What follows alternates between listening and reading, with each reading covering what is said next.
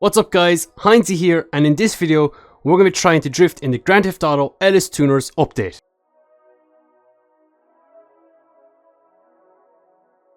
So yeah guys, this is my little photo we've got here in Grand Theft Auto, and I mean, it's absolutely decked on the floor. I mean, you kind of have to do that with this. We'll kind of get into that a little bit later, but this is my little Fudo. I suppose it's basically based off an 86 Corolla, but the difference is that this version costs 1.7 million to buy, which is kind of close to what real life 86s are going for nowadays. Not really, but either way, we're going to hop into the little test track area here, which is super fun, and let's try and do some drifting to show you guys what it's all about. So firstly, I want to give you guys my impressions of drifting in Grand Theft Auto, or this new update at least anyway. One thing I will say is that it is absolutely terrible. I mean, yeah, you can drift in it, but I mean, it's not really it's not really how drifting is in the real world. I mean, drifting in the real world is lots of grip, and you essentially just make the car drift. And I mean, for most people who are kind of new to drifting, they may not understand how we slide cars in the real world, but it's essentially where the front and the rear of the car has an even amount of grip essentially. So the rear of the car has a lot of grip, the front of the car has a lot of grip, and we use the tools such as the handbrake, the clutch, and the power of the car to be able to keep the car in a drift.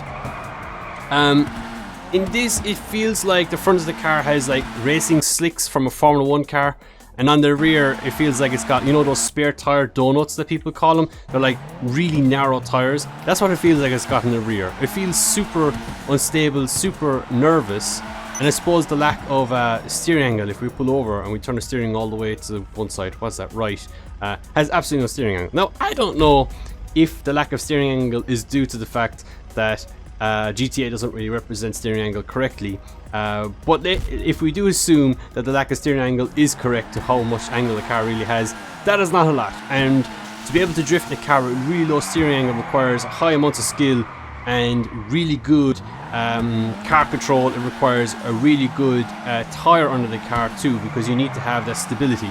And well, for at least this Fudo anyway, it has zero stability, as we just try to transition there and instantly spin out. So to try and do some pretty cool things like what was shown in the trailer video for this update is very, very difficult. So I commend anyone that can do this stuff really well. I'm trying to talk and drift at the same time here, which is not one of my specialties, but I think we will have a look at some other cars and do some voiceovers of what they're like to drive, and so you can kind of see me drive at my best. Let's check it out.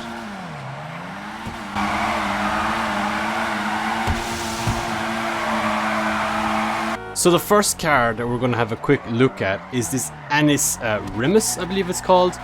And this thing is actually really, really good. I actually quite enjoyed using this car, but still, it still represents the issues that this LS Tuners update has with these low grip tires.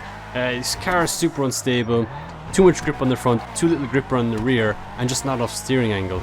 And I mean, add in the fact that you have no control over the gears, and you have no control over the clutch or whatever, it certainly makes it really difficult to keep a car in the drift.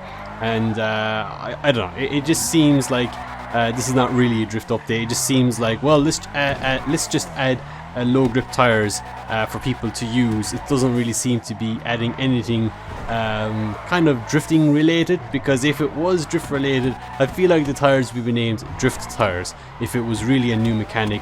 To me, it's like as if they just decided to reduce the grip of the tires and just say instantly low grip tires, well, look what you can do now. You can now drift, and suddenly your car becomes 5 times faster, because for some reason, because of these low grip tires, every single car that uses these tires instantly gain like 50 or 60 miles per hour at top speed, which is absolutely nuts. So anyway, I think the Nissan Remus, should I say, is definitely up there with the Fudo in terms of the best two cars. I didn't really try all the cars. I'll show you a couple of more that I tried as well, simply because I'm not really going to spend 2 million per car. I didn't really have the money to be able to do it, and to be honest with you, at the time when I tried these two cars, I was like, okay, these feel pretty good. Then I tried the rest of them and they were just terrible. Yeah, the rest of these are just a meme in my opinion. So let's check out let's check out the rest of these cars because they become meme worthy in a moment. You've also got this Nissan Urus, which is based off what seems like to be like a hybrid between a 350Z and a 370Z. And this car has, again, it's one of those cars that are just super unstable. You push it into a drift and it just instantly pretty much spins, so you're always controlling it to not do it. I find myself braking in a straight line to start the drift and handbraking, because if I handbrake the car instantly spins, which sucks. I gave a shot to the Jester RR, which is based off Mark V Supra, and again this car, I mean, it was okay. It's probably one of the better grip cars. You know, if you use it as a grip car, it's definitely a better car to use. As a drift car, again, it's just got this has way too much grip. It's like you've got cars that have too little grip that are super unstable, and you've got cars that have too much grip. This tailgater is absolutely terrible. I mean, I don't even know why you would buy it. For some reason, it's four-wheel drive, I think, before you put on low grip tires, and then when you put the low grip tires, it suddenly turns three-wheel drive, and it's just undrivable. It has like what feels like 2 degrees of steering angle, and is just terrible to drive. And the last car we're going to try in this little video is the Calico, and this car is an absolute meme as we flip it over into the water here and yeet it off. Anyway, this car is an absolute meme. It's a four-wheel drive based off a Toyota Celica, obviously, and so this car is quite fun, I suppose, in low grip weather. I think in the snow, you know, during the winter time, this car would be so much fun to drive. But all this car is good for is just doing 360s all the time.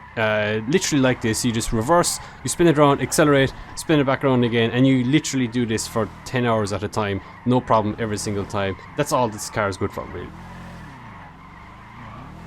So yeah, I used the interaction menu to try and stance the car to the ground, and it does make a difference for the most part with some of these cars. The Urus, it does help a little bit. For the Fudo, you probably could get it away without stancing it to the ground, as it does seem to make a car a little bit too giddy. But for the most part, I feel like the interaction menu, stancing it, is the only way to get these cars to slide and drift any bit. In some cases, it absolutely makes no change whatsoever, such as the Jester and maybe even the Tailgater to some extent. But yeah, maybe the new cars in the drift feed might be better. I didn't get to try the 0-350 or the RT500. To be honest, guys, halfway during this, I kind of lost interest in driving all these cars, because this is not a drift update. This is just low grip tires that helps a car slide and gain speed suddenly in a straight line. So to me, this is not really drifting. This is more like sliding cars around the corners for fun, which for GTA I think makes perfect sense. So guys, that is where we're going to end it. Thank you so much for watching this video. LS Tuners update in general is actually quite a bit of fun. The low grip tire drifting isn't really that fun, in my opinion. It's not really something I'm into, but I hope you guys do find some fun in it, because I'm pretty sure there's some pretty cool things you could do with it. That Calico with the multiple 360s, I think, is quite funny. So, I mean, if that's something to take from this update, I think that's one thing that is quite a bit of fun. Make sure to throw a comment in the section below what you think of the LS Tuners update, and if there's anything else you'd like to see me do, make sure to throw it in there as well. Other than that, guys, make sure to subscribe to the YouTube channel, and I hope you guys did enjoy this video. Thank you so much for watching. We'll talk to you guys very soon. Cheers and goodbye.